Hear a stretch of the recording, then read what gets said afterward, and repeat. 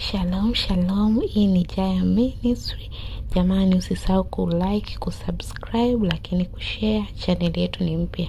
Leo tutaenda kuongelea neno ambayo inasema watu wangu wanaangamia kwa kukosa maarifa. Maarifa ya Mungu ni nini? Maarifa ya Mungu tunayapata kupitia neno la Mungu. Ndio maana neno inasema mjue sana Mungu ili uwe na amani. Hauwezi ukapata kitu chochote unachokiomba nje na neno la Mungu.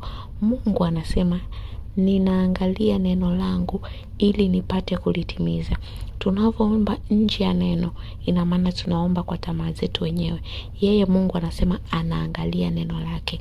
Ina maana ni lazima tuombe kupitia neno la Mungu.